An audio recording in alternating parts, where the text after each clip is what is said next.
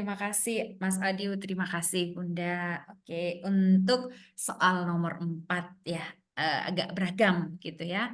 Oke, makanya Bunda trik untuk, apa ya Bunda, untuk membaca soal hukum ini seperti yang saya sampaikan di awal itu juga adalah baca pertanyaannya. Jadi pertanyaan itu yang diminta itu apa gitu ya Bunda.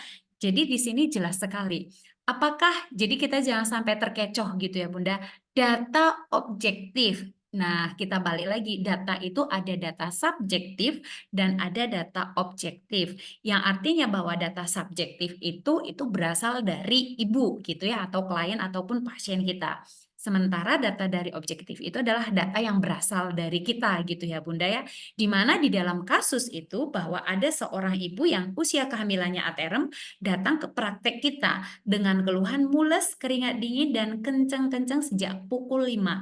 Ini kan kenceng-kencengnya itu kan data subjek ya yang disampaikan oleh si ibu tersebut.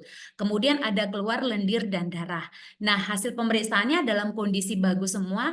Pada saat dilakukan VT atau periksa dalam itu pembukaannya 4 cm, kakak masih utuh dan penurunan kepalanya di HOT 2. Nah, pertanyaannya adalah data dari kita yang menunjukkan bahwa ibu itu sudah masuk dalam inparti itu apa gitu ya Bunda ya. Jadi jawabannya adalah secara objektif itu adalah terjadinya dilatasi serviks. Ya, balik lagi kenapa terjadi dilatasi serviks dan ada yang disebut dengan effacement itu salah satu data objektif bahwa memang ibu tersebut sudah masuk dalam proses inparti. Nah, kalau hasil anamnesa itu kan tidak termasuk data objektif ya Bunda ya, karena memang hasil anamnesa yang kita tanyakan itu termasuk misalnya sejak kapan mules-mulesnya gitu ya Bunda, kita hanya sekedar tanya jawab atau wawancara. Kemudian ibu mengatakan adanya kenceng-kenceng. Nah, balik lagi kenceng-kenceng ini bisa saja bukan karena terjadinya kontraksi, tetapi mungkin dari ibu itu sendiri mungkin gitu ya. Jadi tanpa disertai adanya. Harusnya kalau misalnya kenceng-kenceng itu disebabkan karena his atau kontraksi, itu nanti yang akan menyebabkan terjadinya dilatasi sama effacement. Kemudian hasil pemeriksaan fisik.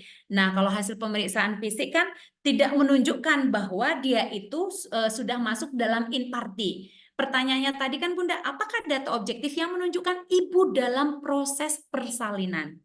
Gitu.